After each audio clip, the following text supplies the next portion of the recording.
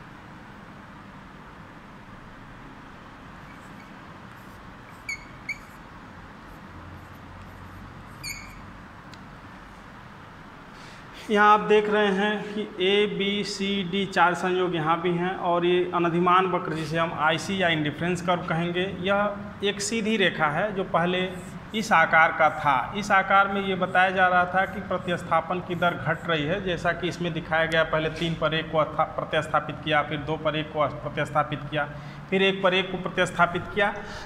लेकिन आप यहाँ देख रहे हैं कि 8 से घटकर 7 हो रहा है तो यहाँ 1 से बढ़कर 2 हो रहा है, 7 से बढ़कर 6 घटकर 6 हो रहा है तो 2 से बढ़कर 3 हो रहा है, 6 से घटकर 5 हो रहा है, 3 से बढ़कर 4 हो रहा है। तात्पर्य यह कि ये 5 रुपये का यदि आपके पास एक सिक्का हो इधर तो 8 पचे 40 इसकी वैल्यू होगी और 1 पचाए 5 इसकी वैल्यू होगी। हमेशा 45 रुपये की स्थिर वैल्यू प्राप्त होगी। 7 और 2 9 पचे 45, 6 3 9 पचे 45, 5 1 4 9 पचे 45, यानी कि इस अनधिमान वक्र पर वैल्यू हमेशा 45 रुपये आपको फिक्स मिलेगी। तो ये जो है सिक्के और नोटों का जो उदाहरण है ये पूर्ण प्रतिस्थानापन्न का है, पूर्ण स्थानापन्न का है और इसमें स्थानापन्नता जो बनेगी 1 पर 1 बनेगी।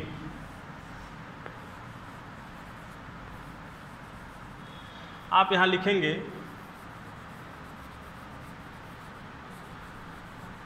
नोटों की संख्या और सिक्कों की संख्या, नोटों की संख्या सिक्कों की संख्या।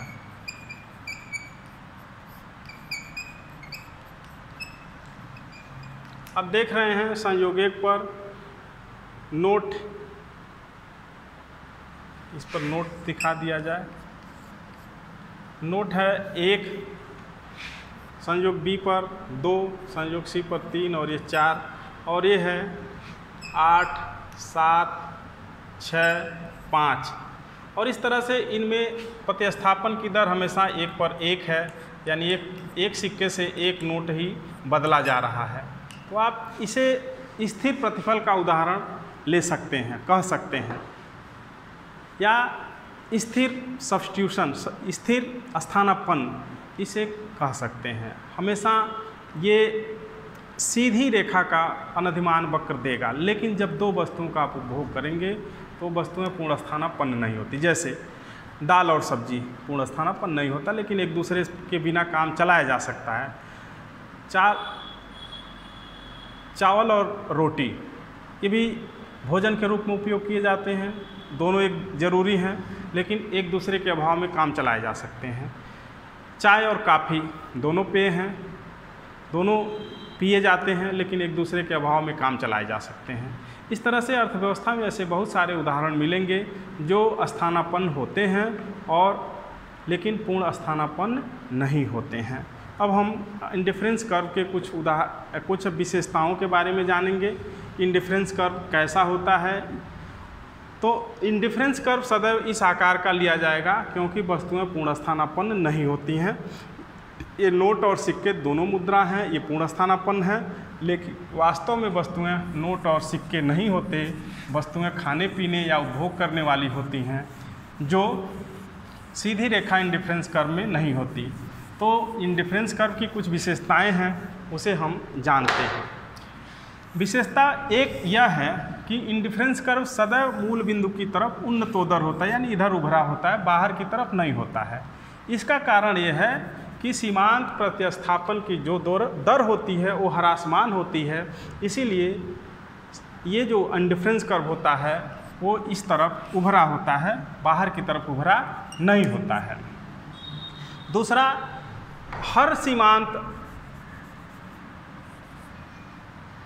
हर अनधिमान वक्र ऊंची उपयोगिता को दर्शाता है। जैसे ये IC1 है, ये IC2 है, ये IC3 है, ये IC4 है।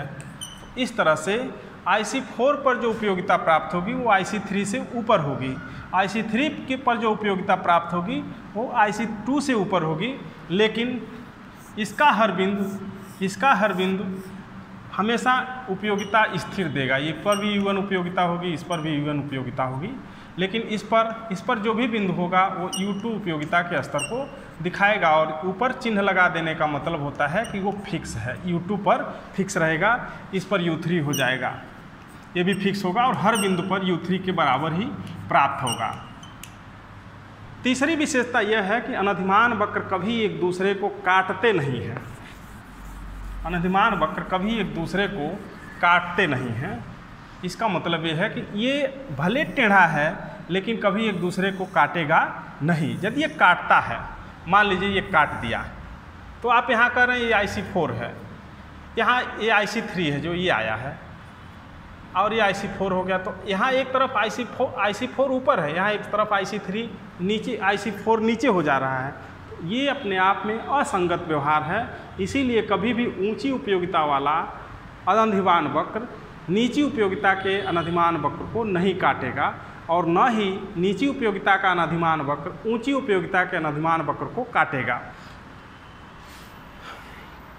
फिर आप देखेंगे कि यदि एक वक्र स्थिर, कोई एक वस्तु स्थिर है, मान लीजिए यह स्थिर है, और उसी एक वस्तु की ही मात्रा बढ़ाती जाए तो अनधिमान वक्र या संतुष्टि का स्तर हमारा ऊंचा होता जाएगा। आप देख रहे हैं इस पर y वस्तु फिक्स है, जबकि यह x1, x2, x3 ये बढ़ती हुई मात्रा को प्रदर्शित करता है। इसका मतलब कि यदि एक वस्तु की मात्रा को स्थिर भी रखा जाए तो अगली वस्तु की मात्रा यदि बढ़ती है तो अनधिमान वक्र ऊंचा होता जाएगा। ये IC1 है, ये IC2 है, ये IC3 है, IC4 है, और इसमें y जो है फिक्स है, जबकि x की मात्रा बढ़ रही है। तो इस तरह से इसकी कुछ विशेषताएं हैं जिन्हें आपको जानना चाहिए। अब हम बताएंगे आपको उपभोक्ता का बजट। उपभोक्ता का बजट एक पूरा उप विभाग है, लेकिन आपको थोड़ा सा हम इसमें बता देते हैं ताकि आप आगे उपभोक्ता का संतुलन समझने में सक्षम हो जाएं। कल्पना कीजिए कि आप दो वस्तुएं खरीद सकते हैं, x और y, x वस्तु और y वस्तु। x वस्तु की कुछ कीमत होगी, आपके पास कुछ आय होगी। तो मान लेते हैं x वस्तु की कीमत 5 रुपये प्रति इकाई है, y वस्तु की कीमत 10 रुपये प्रति इकाई है। आपके पास 100 रुपया है, 100 रुपया आपको है, और यही दोनों वस्तुओं पर आपको खर्च करना है।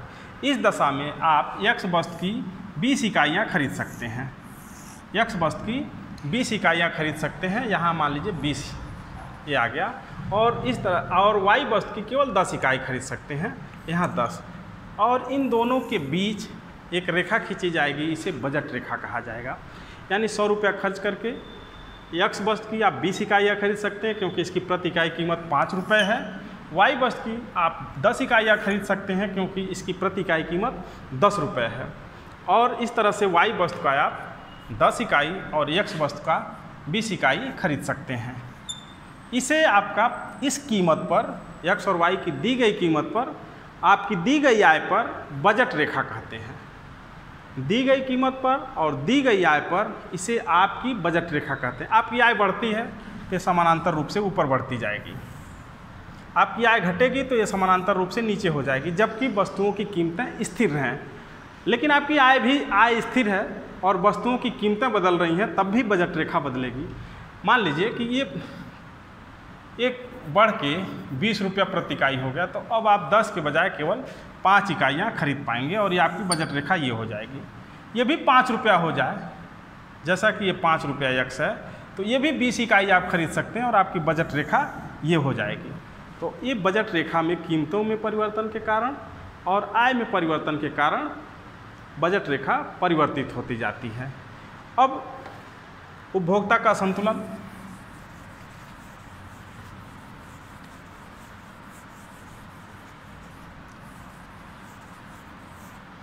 मान लीजिए आपकी बजट रेखा, आपका अनधिमान वक्र जो आपके स्वभाव से निर्धारित होता है ये दिया है और आपकी बजट रेखा ये प्राप्त हुई है। तो बजट रेखा आपको प्रतिबंधित करती है कि आप कितना ऊंचा उपभोग कर सकते हैं। बजट रेखा बता रही है कि केवल आप IC2 पर ही उपभोग कर पाएंगे, IC3 और IC4 आपकी बजट के पहुंच में नहीं है, यानी आप इतनी मात्रा यक्स की और इतनी मात्रा वाई वस्तु का उपभोग करके इस पर संतुलन में रहेंगे। इससे यहाँ आप नीचे आ जाएंगे, इतना प्राप्त नहीं करना चाहेंगे क्योंकि निश्चित है इसकी उपयोगिता इससे कम है, U2 से U1 कम है। आप U2 प्राप्त करना चाहेंगे, U1 नहीं प्राप्त करना चाहेंगे। यदि आप यहाँ बजट रेखा पर जो आपका आ रहा है, यदि यहाँ उपभोग करते हैं तो आपकी उपयोगिता का स्तर नीचे होगा और कोई भी उपभोक्ता जो बुद्धिमान उपभोक्ता है वह नीची उपयोगिता पर संतुष्टि में नहीं रहेगा। तो आपकी जो बजट रेखा अलाउ कर रही है आपको, वो आप U2 पर उपभोग कर सकते हैं। आपकी आय भविष्य में बढ़ती है या इन वस्तुओं की किसी की कीमत घटती है तो हो सकता है जैसे यक्स की कीमत घटे तो आप इसको प्राप्त कर लें, क्योंकि यक्स कीमत घटेगी तो आप इसके बजाय इतना मात्रा यक्स खरीदने में सक्षम होंगे।